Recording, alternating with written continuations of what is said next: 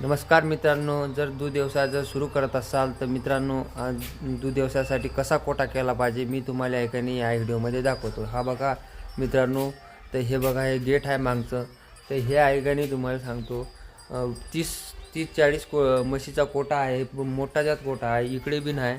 तर मी तुम्हाला जरा दाखवतो आता सगळं काय काय सिस्टम केली, इथूनच मी सगळा कोटा दाखवतो तुम्हाला। हे बघा हे मागचं गेट आहे, इथून जेव्हा म्हशी येते तेव्हा ऐकाने पूर्ण ऐकाने आपापल्या जागेवर जाते। हा बघा चेंबर कशी केले दूध म्हणजे पाणी प्यासाठी, म्हणजे या सिस्टीम अशी केलेली आहे की याच्यातनी इथंच खाले आहे आणि इथंच ऐकाने पाणी प्यायला, म्हणजे खाणं झालं की इथंच पाणी, याच्यातलं या चेंबरमधलं पाणी कधीच संपत नाही, कारण की त्यानं टाकी लावलेली आहे वगैरे एक नंबर। मी तुम्हाला ते सिस्टीम पण दाखवतो, पण हा गव्हाणीचा सिस्टीम पाय एक नंबर आहे। आणि कोटा करायचा असला तर असा करा मित्रांनो। तर बघा किती मोठा कोटा आहे, हे बघा चाललो।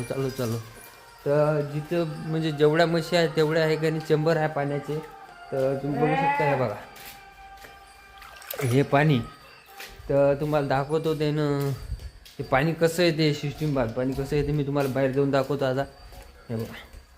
हे बघा हे टाकी लावली त्यानं, हे टाकी लावली, हे टाकीचं पाणी आहे का नाही मी बराबर त्याचा अंदाज काढून बराबर इथं पाणी, म्हणजे ते पाईपलाईनवाल्याकडून फिटिंग करून घेतलं, एक नंबर कार्यक्रम केलेला आहे। आणि त्याच्या बाद आहे का नाही इकडे पण कोटा आहे बाई, हे कोटा मोठा, याच्यातून म्हशी काही जाते का अंदरे, म्हणजे याच्यात कुटार बी आहे बरं, याच्यात कुटार स्पेशल कुटार भरासाठी।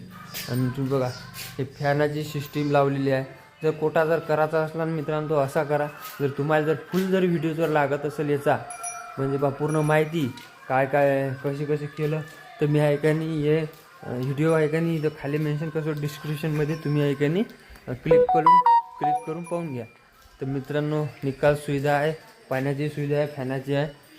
तर कोटा करायचा असला दूध व्यवसायासाठी तर असा करता।